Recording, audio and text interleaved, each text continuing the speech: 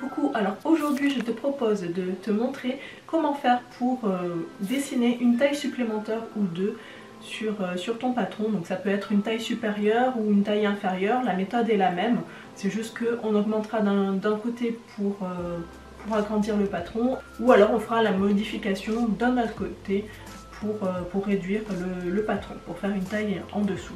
Donc pour faire ça, on aura besoin donc du patron évidemment, du patron papier. Donc si c'est un PDF, il faudra que tu imprimes la planche. Donc si c'est un patron papier, tu as deux possibilités. Soit tu dessines directement sur ta planche, comme ça en fait la taille supplémentaire tu l'auras toujours sur ta planche. Sinon tu peux aussi utiliser un papier calque que tu mettras par-dessus. Comme ça, ton patron d'origine, il restera propre. Il te faudra aussi une règle pour pouvoir mesurer les différences qu'il y a entre chaque taille. Une règle comme celle-ci, une règle à patchwork, c'est pratique pour tracer les parallèles. Il y a des lignes, c'est quadrillé, et donc c'est vraiment facile de tracer les lignes parallèles. Il te faudra donc des feutres de couleur pour pouvoir écrire sur ton patron, pour pouvoir dessiner la taille supplémentaire. Tu peux aussi le faire en noir, mais moi j'aime bien dessiner les lignes directives et le patron de couleurs différentes pour pouvoir les différencier. Il te faudra aussi une règle courbe comme celle-ci pour dessiner tout ce qui est arrondi. Donc je te mets de toute façon la liste de tout le matériel dans la description sous la vidéo. Et c'est parti, donc je vais te montrer comment faire. Donc on voit bien ici sur les patrons où toutes les tailles sont superposées qu'en fait il y a une logique dans la gradation du patron. On remarque ici qu'il y a des lignes directrices, donc je vais les dessiner, qui permettent de passer d'une taille à l'autre. Par exemple, on a ici le coin de l'épaule, on aura pareil de l'autre côté. On aura pareil ici au niveau de l'emmanchure.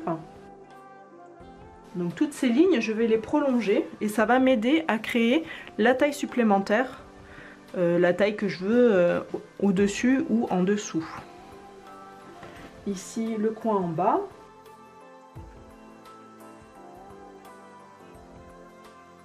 On va prolonger ici le milieu là, en haut et en bas. Et donc on voit bien quand même qu'il y a une certaine logique dans tous ces déplacements là. Je vais faire aussi sur la taille ici. On a aussi pareil la même chose au niveau de la pince là.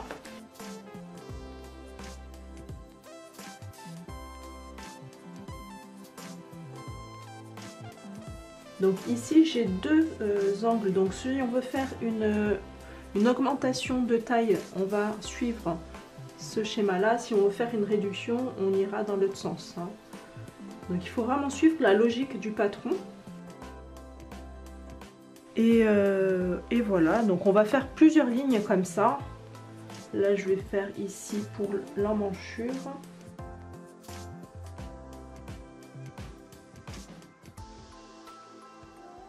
Donc là, ce sont vraiment les lignes directrices qui vont m'aider à agrandir et ou à rétrécir un patron.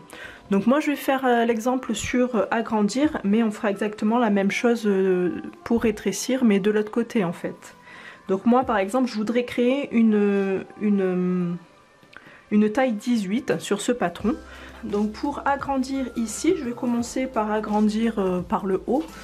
Donc au niveau de l'épaule ici, il faudrait qu'on fasse une ligne parallèle mais de la même augmentation qu'il y a eu avant. Donc on a ici une augmentation de 6 mm et donc je vais faire pareil, une augmentation de 6 mm ici. Donc je trace vraiment la parallèle à ce que j'avais avant. Donc là j'ai augmenté ici d'une taille au niveau de l'épaule. Je vais faire l'encolure, donc pareil j'ai une diminution ici, enfin j'augmente ici de 6 mm aussi. Et je vais retracer l'encolure à l'aide de ma règle et en essayant de garder à peu près le même angle, la même distance pour que les lignes soient vraiment parallèles entre elles. Donc je vais peut-être aussi faire un autre trait en bleu ici.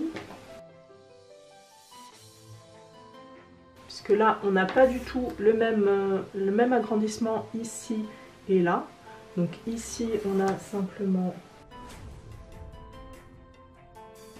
de 3 mm, on va dire.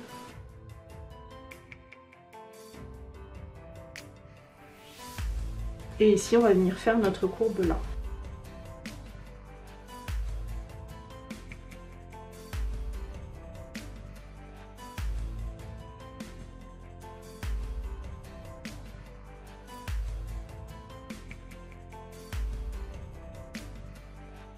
Donc je marque ici les mêmes repères que celles qui sont en face.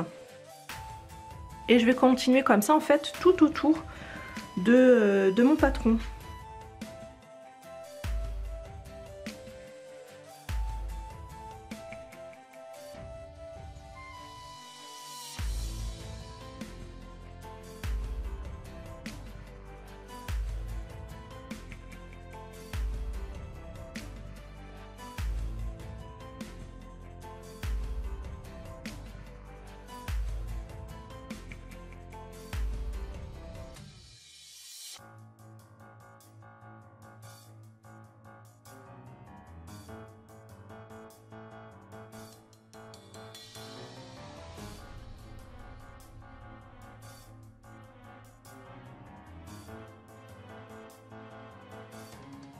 Et voilà, donc grâce à cette technique là, j'ai pu retracer ici une taille supplémentaire. On pourrait même faire 2 tailles comme ça, on pourrait même ajouter comme ça 2 tailles. On n'oublie pas aussi de faire la pince.